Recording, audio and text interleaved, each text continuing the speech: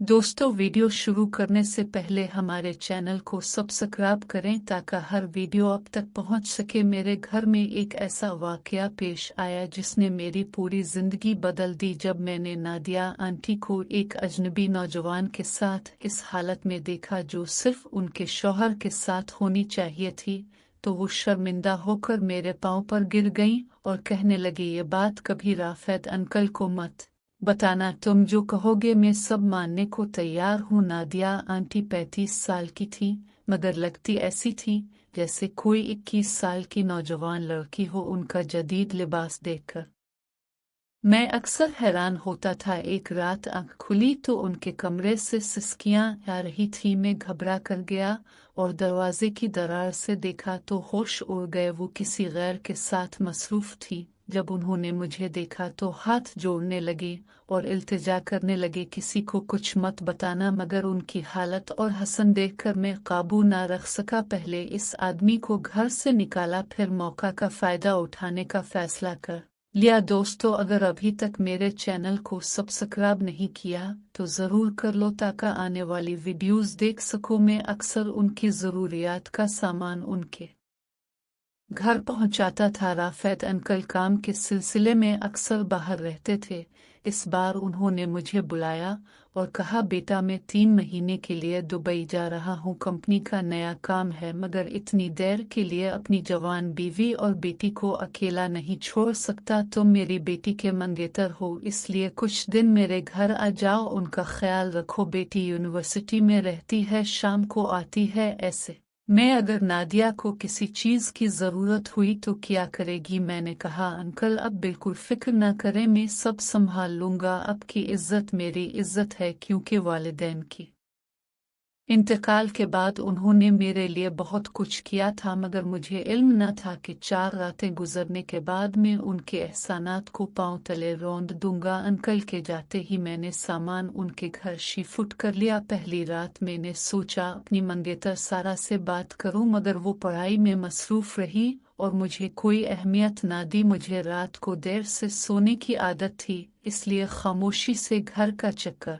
लगाने लगा। घर बहुत बड़ा था, 2 हिस्से थे। ऊपर वाले हिस्से में एक कमरे की लाइट जल रही थी। करीब पहुंचा तो अजीब खुशबू महसूस हुई जो नादिया आंटी के कमरे से आती थी। दरवाजे की दरार से देखा तो होश उड़ गए। वो एक नौजवान के साथ बहुत करीब थी। कपड़े बिखरे हुए थे और दोनों ऐसी हालत में थे कि मैं सटके गया। नादिया ने मुझे देख लिया, उनकी आंखों में खौफ और शर्म थी। फौरन उठी, मेरे पास आकर गिर पड़ी, पांव पकड़ लिए और कहने लगे, बेटा ये बात कभी किसी को मत बताना, तुम जो कहोगे मैं सब करूंगी, तुम्हारी हर शर्त मानूंगी। मैं उलझन में था। एक तरफ अंकल का एहसान, दूसरी तरफ उनकी ये हालत। उनकी उम्र 35 थी, मगर जिस्म अब भी जवानी से भरपूर था, हसन दीदनी था। मैंने इस लड़के को फौरन बाहर निकाला और उनसे बात की। वो बहुत शर्मिंदा थी, बार बार मुआफ़ी मांग रही थी। मैंने समझाया ये सब कितना गलत है, मगर मेरे अंदर भी अजीब कशिश महसूस हो रही थी। उनकी खूबसूरती और बेबसी मुझे खींच रही थी। इस रात के बाद चीज़ें बदल गईं। वो मुझसे डरने लगे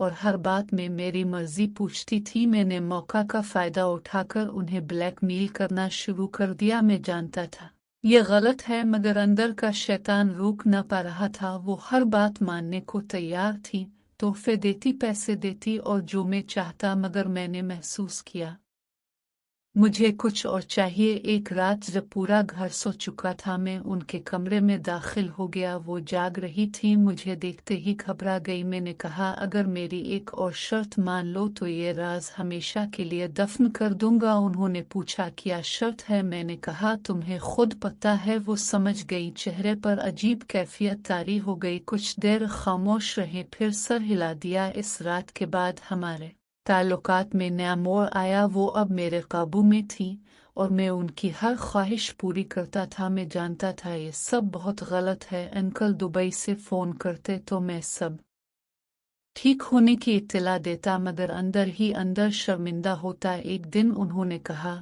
तुम्हें पता है राफेद को कभी पता चल गया तो वो तुम्हें माफ नहीं करेंगे। मैंने कहा तुम खामोश रहो, किसी को कुछ पता नहीं चलेगा। मगर मेरे दिल में खौफ बैठ चुका था। 3 महीने गुजर गए, अंकल वापस आ गए। उन्होंने बहुत शुक्रिया अदा किया और कहा तुमने मेरी गैर मौजूदगी में सब अच्छा संभाला। मगर मैं उनकी आंखों में देख ना पा रहा था। मैं जानता था मैंने उनके एतमाद को धोखा दिया है। अंकल के आते ही मैंने नादिया से दूरी इख्तियार कर ली, मगर वो अब भी डरती थी और मेरी हर बात मानती थी। मैंने फैसला किया ये गलत रिश्ता ख़त्म कर दूंगा। मैंने कहा मैं ये सब बंद करना चाहता हूँ, तुम आज़ाद हो। ये सुनकर वो रोने लगी और कहने लगी तुमने मेरी ज़िंदगी बर्बाद कर दी, अब मैं क्या करूँगी। मैंने समझाया हम दोनों ने गलत किया है, अब उसे ख़त्म करना होगा। मैंने वादा किया ये राज हमेशा अपने सीने में दफन रखूँगा। इस वाक़ये ने मुझे अंदर तक हिला कर रख दिया। मैंने सीखा गलतियों की कीमत बहुत ज़्यादा होती है और इंसान को अपने जज्बात पर काबू रखना चाहिए। राफेद अंकल आज भी मुझे अपना बेटा समझते हैं, मगर मैं जानता हूँ मैंने उनके एतमाद को ठेस पहुँचाई है। दोस्तों, ये कहानी मैंने इसलिए सुनाई है ताकि आप समझ सके इंसान से कभी कभी ऐसी गलतियाँ हो जाती हैं जो ज़िंदगी बदल देती हैं। हमें हमेशा सही और गलत का फ़र्क समझना चाहिए और अपने जज्बात पर काबू रखना चाहिए।